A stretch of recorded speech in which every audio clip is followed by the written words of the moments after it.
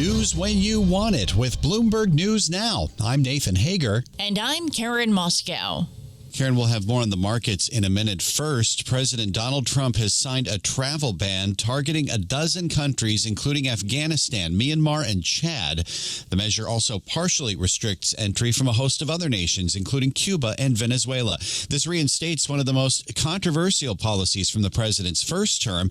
In a video posted online, he said the move is necessary for national security.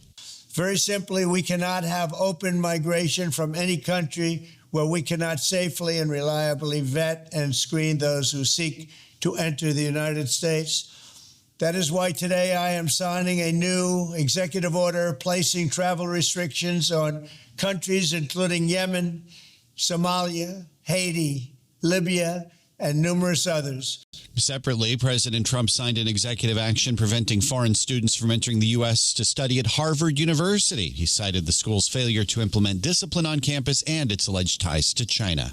Nathan, President Trump is also ordering an investigation into his predecessor's health. The president has issued a memo directing his aides to look into whether former President Joe Biden's staff conspired to hide details about his health from the public or took any executive actions without his knowledge. Mr. Trump is citing the former president's use of an auto pen to sign documents. Former President Biden has put out a statement saying his successor's trying to distract from cuts to Medicaid and his tax legislation.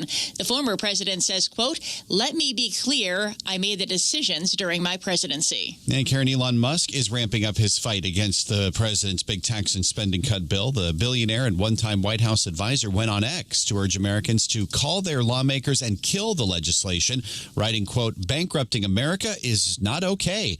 Bloomberg News has learned Musk personally lobbied House Speaker Mike Johnson to save electric vehicle tax credits in the bill, which would have benefited his EV maker, Tesla. But Johnson says there's no time to start over. We worked on the bill for almost 14 months. You can't go back to the drawing board, and we shouldn't. We have a great product to deliver here. House Speaker Mike Johnson spoke to reporters on Capitol Hill. Meanwhile, President Trump says he agrees with Democratic Senator Elizabeth Warren on a provision that's not in the bill, that Congress should get rid of the debt ceiling. We got real-time reaction from Senator Warren. I think that Donald Trump and hey, listen, I'm ready to join up with him and make that happen.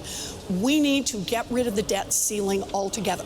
Democratic Senator Elizabeth Warren was a guest on Bloomberg's Balance of Power. Nathan, in a post on social media, President Trump said Russia's Vladimir Putin will retaliate for the recent Ukrainian drone strike. The two spoke by phone yesterday. Former commanding general of the U.S. Army in Europe, Ben Hodges, was extremely critical of the administration. I think this embarrassing Truth Social post confirms for anybody that still was wondering that the Trump administration has zero interest in doing anything to put pressure on Russia to help Ukraine or to get to some kind of sustainable peace. I mean, it was too hard for them.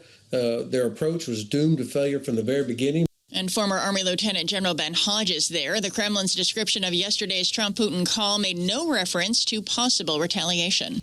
Nathan, we now turn to politics in New York City. 9 Democratic candidates for mayor held their first debate, and Bloomberg's John Tucker joins us live in Manhattan with the latest. John, good morning. Yeah, good morning, Karen. Well, the front-runner, former Governor Andrew Cuomo, was the evening's piñata, taking it on the chin from just about everybody on stage for the way he handled COVID cases in nursing homes during the pandemic, with his opponents also swiping at him over the sexual harassment scandal that forced him from the governor's mansion.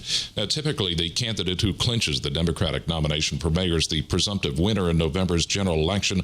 But this year is different. The winner of the Democratic primary will face off in November against incumbent Mayor Eric Adams, who's opted to run as an independent. In New York, I'm John Tucker, Bloomberg Radio. That's news when you want it with Bloomberg News Now. I'm Karen Moskow. I'm Nathan Hager, and this is Bloomberg.